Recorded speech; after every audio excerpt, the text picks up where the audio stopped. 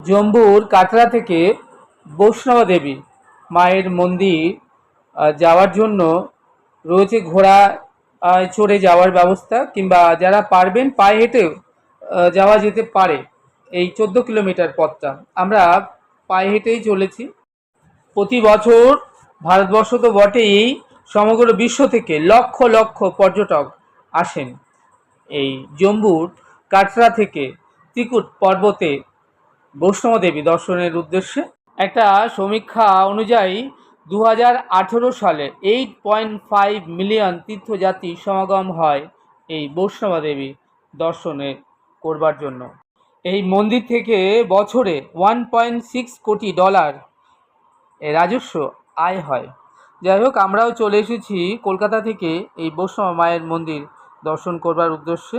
বহু পর্যটক বা তীর্থযাত্রীরা এই রাতের আলো আধারে পথটা চলেছেন বৈষ্ণব দেবী মায়ের মন্দির দর্শন করবার জন্য, পায়ে হেঁটে কিংবা সামনে দেখছেন ঘোড়ায় চড়েও।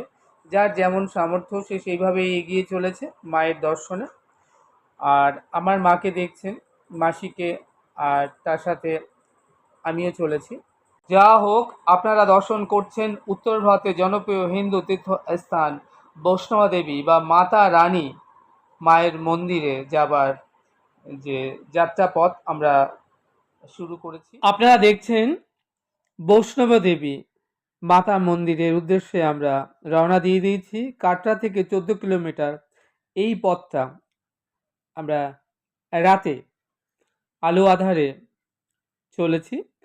আমি শ্যাম সুন্দর আপনাদেরকে সেই যাত্রাপথের কিছু চিত্রপট তুলে ধরবার চেষ্টা করছি। আপনারা আমাদের সঙ্গে জুড়ে থাকুন আর ঘরে বসেই দেখতে থাকুন বৈষ্ণব দেবী মায়ের মন্দিরের যাত্রাপথের এই ভিডিওটি। আশা করব আপনাদের বেশ ভালো লাগবে। চ্যানেলটি সাবস্ক্রাইব করবেন। আপনারা ভালো থাকবেন, সুস্থ থাকবেন, আনন্দে থাকবেন। তাহলে দেখা হচ্ছে আগামীতে আরও একটি নতুন সুন্দর ভিডিওর সাথে। সেই অবধি আমার সঙ্গে প্রেম সে বলুন রাধে রাধে।